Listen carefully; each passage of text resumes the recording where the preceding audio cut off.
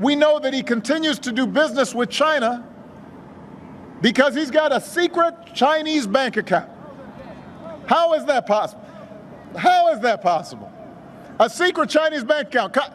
Listen, can you imagine if I had had a secret Chinese bank account when I was running for re-election? You think Fox News might have been a little concerned about that? They would have called me Beijing Barry.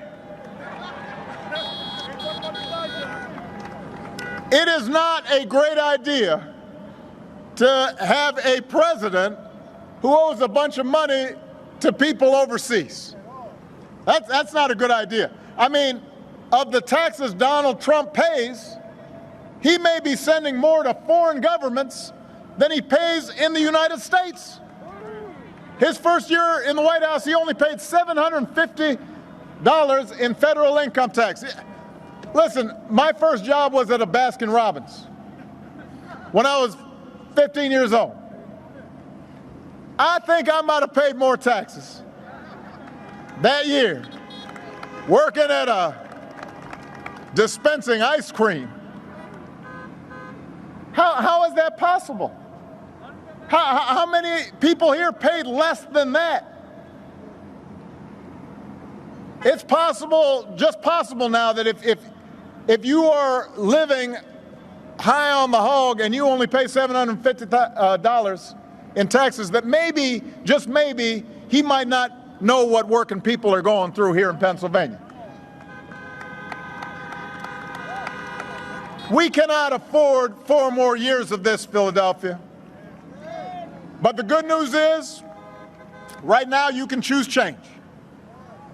Right now you can vote for my friend Joe Biden and his running mate Kamala Harris as the next president and vice president of the United States of America.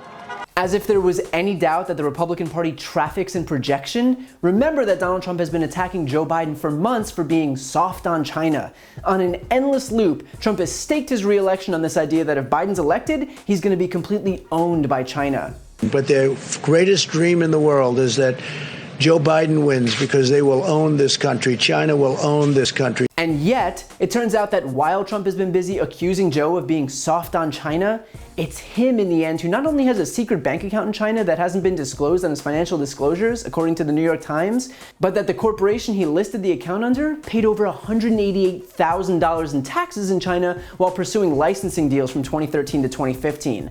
This comes immediately after we found out that Trump paid only $750 in taxes in 2016 and 2017, and he paid literally nothing at all in taxes in the 10 out of 15 years before that. The guy paid almost 200 grand in China over 3 years, compared to 750 bucks in the US during his first year in office. But sure, it's Joe Biden who's going to be owned by China.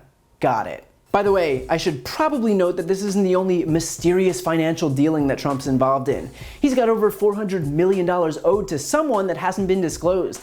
He's got another roughly $500 million coming due in the next few years. The fact is that people aren't even given security clearances in our government if they owe vast sums of money because it can affect how they make decisions. Maybe a president will go easy on another country as a way to erase some of that debt. Maybe a president might, I don't know, refuse to retaliate against a country who might have interfered in our elections, or that place bounties on our soldiers' heads if that country holds his debt. Just, hypothetically speaking. Just imagine, though, what Republicans would have said if the roles were reversed. Just imagine if Barack Obama had a secret bank account in China. Imagine if he owed $400 million to some mysterious figures. Imagine if he had another $500 million coming due in what would be his second term. Honestly, you don't even have to imagine. They attacked him for wearing a tan suit. They attacked him for the brand of mustard he used. They called him a dictator for giving people health care. And yet when their guy is so compromised that we can't even be sure whether he's completely kowtowing to our enemies because his own personal finances are a disaster, suddenly it's crickets from the right. How's that for a double standard? The fact is that Donald Trump and Republicans' only tool to try and diffuse attention away from themselves is to accuse those on the left of exactly what they're guilty of doing. It's not Joe Biden who's owned by China, it's clearly Donald Trump. Just like how Giuliani is promising he's got proof of sexually nefarious information from Hunter Biden, when it's Trump who is buddies with some of the shadiest figures around. Just like how while Don Jr. and Eric screech about nepotism, it's them who sold $110 million in real estate despite their promise of no new deals while their father was in office. It was Jared and Ivanka who reported $135 million in income in 2018 alone while working in the White House. If you want to know what anyone in this White House is guilty of, just listen to what they accuse everyone else of doing. So rest assured, this White House and their surrogates will continue to try and gaslight you and accuse others of their own improprieties, but their guilty consciences speak for themselves. If you like this video, please check out my podcast, No Lie with Brian Tyler Cohen, where I take a deep dive into the week's most important stories and interview major players in politics, including Kamala Harris, Katie Porter, Adam Schiff, Nancy Pelosi, Eric Swalwell, Mary Trump, Al Franken, Cory Booker, and many, many more. Again, that's No Lie with Brian Tyler Cohen, available anywhere you listen to podcasts.